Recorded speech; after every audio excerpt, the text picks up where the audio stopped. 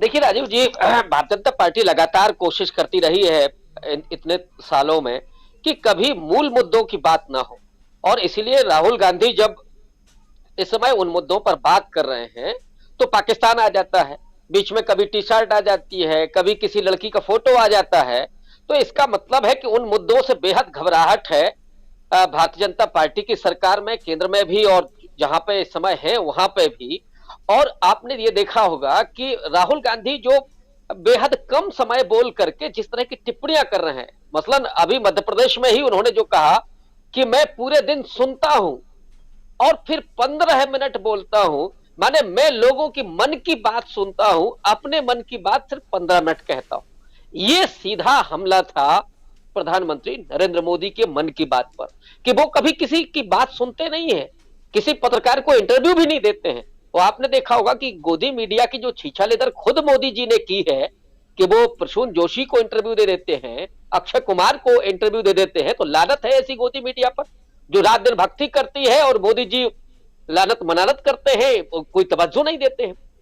तो बहरहाल राहुल गांधी जिन सवालों को उठा रहे हैं इसको मैं दो फेज में देखता हूं। एक तो यह है कि वो जनता के सीधे जुड़े हुए सवालों को उठा रहे हैं, महंगाई का सवाल, बेरोजगारी का सवाल, किसानों के आंदोलन की बात कर रहे हैं। रोहित वेमुला की मां के साथ जब जुड़ते हैं तो दलितों के, खास करके जो नौजवान पीढ़ी है जो विश्वविद्यालयों में दाखिल हो रही है, उसके सामने की जो चुनौतियां हैं, और फिर से जो हिंदू पुनरुत्थानवाद हो रहा है, वो पुनरुत्थानवाद वो वही पूरी हिंदुत्व की जो सवर्ण सामंती मानसिकता है वो, कि दलितों और पिछड़ों को, आदिवासियों को विश्वविद्यालय में जगह नहीं मिलनी चाहिए, उनको पढ़ने लिखने का विवेक नहीं होना चाहिए, वो धार्मिक रूप से अंधविश्वासी बने रहें, पाखंडी बने रहें। और ये हम लोगों ने देखा कि जब नौजवान रोजगार मांगते हैं, विश्वविद्यालय में दाखिला मांगते हैं, तो उनके ऊपर लाठियां बरसाई जाती है, लेकिन जब कांवड़ यात्रा लेकर के जाते हैं तो पुष्प वर्षा होती है।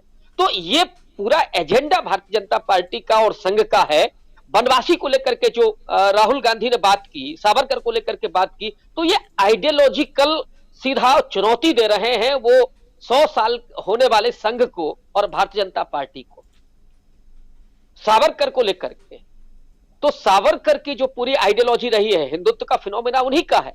और वहां से वनवासी का जो कॉन्सेप्ट है कि साहब आप इन आदिवासियों को, जब राहुल गांधी कहते हैं कि मैं ये मानता हूं कि आप इस देश के मूल निवासी हैं, वो इस देश के असली मालिक हैं, जो जल जंगल जमीन है उसके आप अधिकारी हैं, लेकिन ये सरकार आपको वनवासी कह करके आपको जो पूरी विकास यात्रा है उससे बेदखल करना चाहती है। और जब जंगल नहीं रहेंगे तो वो चाहते हैं कि आप इस देश में आपका कोई अधिकार ही ना रहे। तो ये जो सवाल उठा रहे हैं राहुल गांधी, और ये तब जब बीजेपी आदिवासी महिला को राष्ट्रपति बना करके आदिवासियों को भ्रमित करके और उनका वोट हासिल करना चाहती है, ऐसे समय पर राहुल गांधी का ये जो हमला है, मुझे लगता है कि वो सीधे मर्म पर चोट कर रहा है बीजेपी के लिए।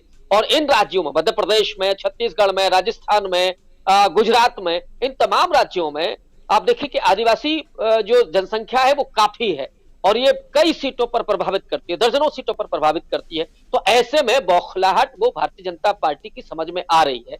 दूसरी तरफ उन बुनियादी मुद्दों पर भी राहुल गांधी लगातार बात कर रहे हैं और नौजवान उनके साथ जुड़ रहा है। वो जो अब बेबस लाचार हो गया था, जैसे उम्मीद नहीं दिखाई पड़ रही थी। आपने देखा होगा कि इतने सालों में, पिछले का 3-4 सालों को देखें, कितने नौजवानों ने आत्महत्या की। वीडियो पर आकर के लोग अपनी मार्कशीट चला रहे हैं, उनको उम्मीद नहीं बची है कि साहब मोदी जी है तो नौकरी तो नहीं मिल सकती है। ये हालात बना दिए गए। 733 किसानों की शहादत हुई, उसके बाद वो 3 जो काले कानून थे वो वापस किए मोदी सरकार ने, लेकिन जो वादे किए थे वो तो अभी भी पूरे नहीं हुए।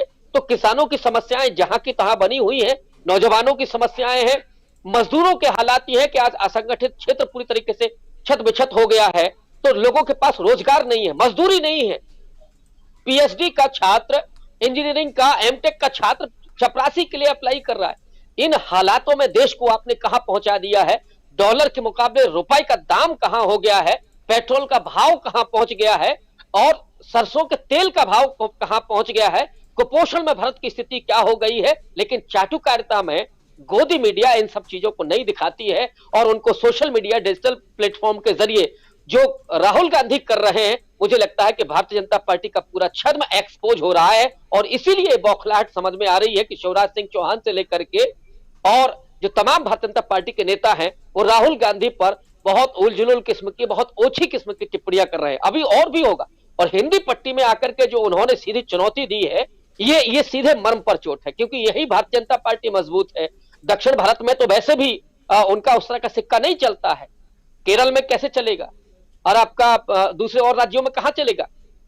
तमिलनाडु में नहीं चल सकता, क्योंकि वहां लोग शिक्षित ही नहीं है, वो वैज्ञानिक चेतना से संपन्न है। लेकिन ये जो हिंदी पट्टी, जिसको गोबर पट्टी कहा जाता है, यहां पर लोगों की वैज्ञानिक चेतना को कुंद करके उनको तमाम जातिगत जो नफरत पैदा करके, सांप्रदायिक नफरत पैदा करके, और जो धार्मिक अंधविश्वास है उनके जरिए उनका जिस तरह से केवल वोटों की राजनीति की जा रही है और लोगों को मिल कुछ भी नहीं रहा है, तो ऐसे में लोग निराश थे।